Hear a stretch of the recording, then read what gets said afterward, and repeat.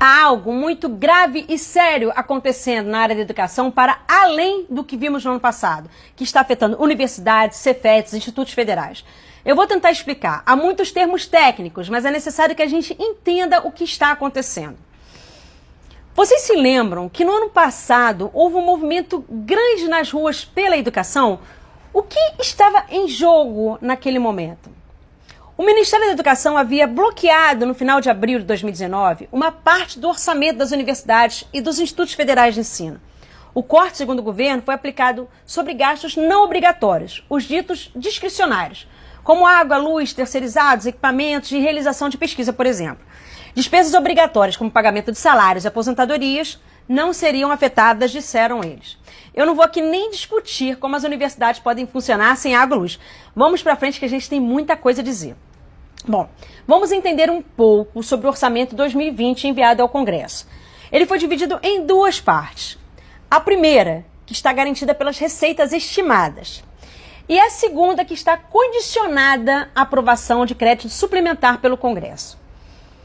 Existe algo chamado de Lei Orçamentária Anual, que define a origem, o montante e o destino dos recursos a serem gastos no país. Assim, a Lei Orçamentária Anual ela fixa um valor como teto para as despesas que poderão ser executadas pelo governo.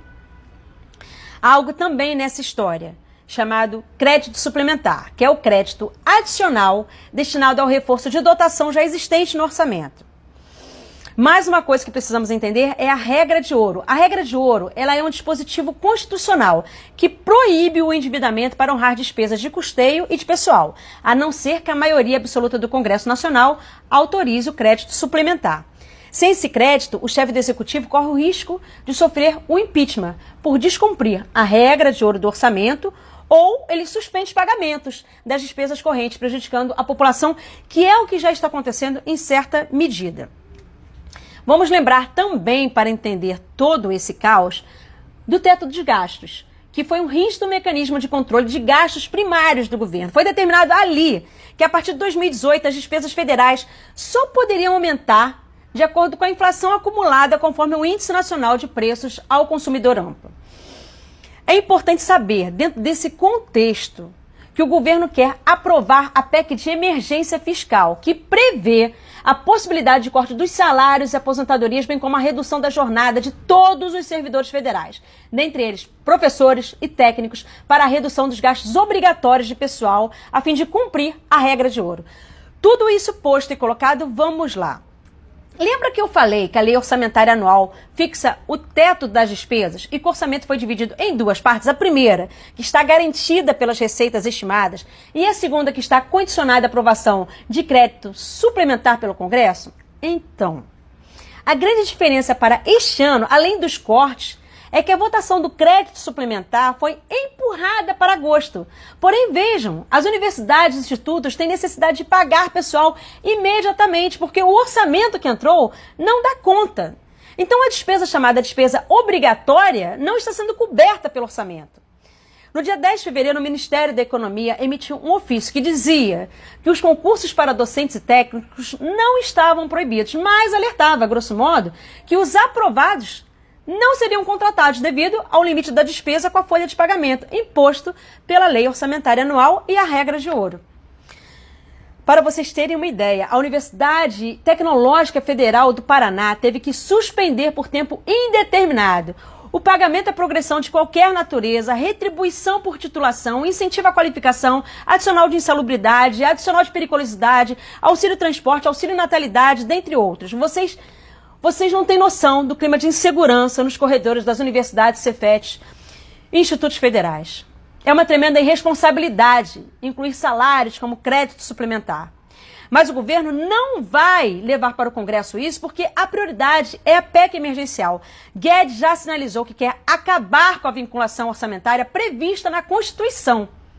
Ele quer um orçamento 100% total flex para fazer o que banqueiro entende: lucro para os ricos e arroxo para os mais pobres. No ano passado, eles cortaram os gastos discricionários, como eu já disse, e fizemos um tsunami da educação. Neste ano, para vocês entenderem o tamanho da desgraça, estão sendo cortados gastos obrigatórios, como salários Isso viola os nossos direitos garantidos na Constituição Federal Brasileira de 88 e na legislação em vigor, atacando frontalmente a educação e o serviço público no Brasil. Todas as saídas apontadas por esse governo não são no sentido de fortalecer o setor público e a soberania nacional, muito pelo contrário. A saída que eles buscam é o futurice, é o desmonte das estatais e das carreiras dos servidores públicos, ou seja, a solução deles é política ideológica, e não somente técnico-administrativa, como eles alegam. É lamentável ter um governo que, de forma sistemática, tenta nos fragilizar, nos ofendendo com o intuito de colocar a sociedade contra nós.